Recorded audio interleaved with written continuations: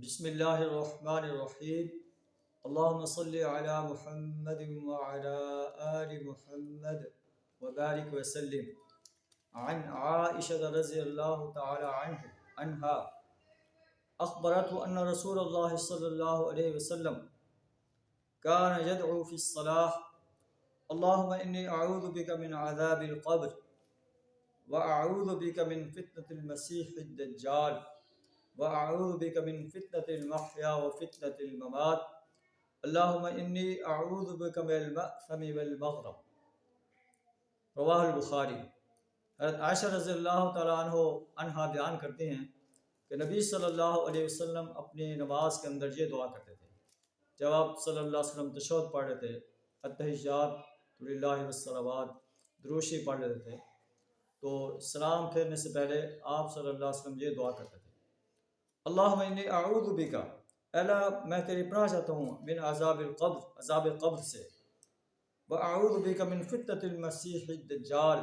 مسیح دجال کے فتنہ سے تیری پناہ چاہتا ہوں، واعوذ بکا من فتنة المحیا وفتنة الممات،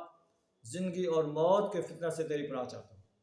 اللہم انی اعوذ بکا من المأثم والمغرم، اللہ میں گناہ سے اور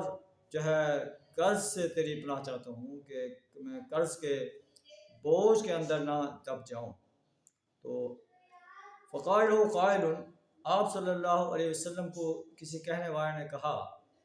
ما اکثر ما تستعیذ بالمغرم، اے نبی صلی اللہ علیہ وسلم آپ قرض سے اکثر پناہ مانگتے ہیں۔ فقال، آپ صلی اللہ علیہ وسلم فرمایا، ان الرجل اذا غرم حدث وکذب، مقروض انسان جب قرض کے بوجھ تلے دب جاتا ہے تو جب بات کرتا ہے تو جھوٹ بولتا ہے، قرض خواہ اس سے قرض مانگتا ہے تو اس کو وعدہ کرتا ہے لیکن جھوٹا وعدہ کرتا ہے، وَإِذَا وَعَدَ فَأَخْلَفَ، وعدہ کرتا ہے تو وعدہ خلافی کرتا ہے۔ تو اس لیے نبی صلی اللہ علیہ وسلم نے قرض سے پناہ مانگی ہے، نبی صلی اللہ علیہ وسلم نے گناہوں سے پناہ مانگی ہے، نبی صلی اللہ علیہ وسلم نے زندگی اور موت کے فتنے سے، مسیح دجال کے فتنے سے، عذاب قبر سے پناہ مانگی ہے۔ اللہ سے دعا کریں ہمیں بھی نماز اپنا تشہد کے بعد، درود کے بعد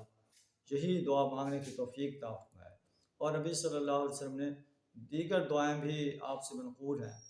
وہ بھی ہم مانگ سکتے ہیں، کوئی اس میں رکاوٹ نہیں ہے۔ وآخر دعوانا ان الحمد للہ رب العالمین۔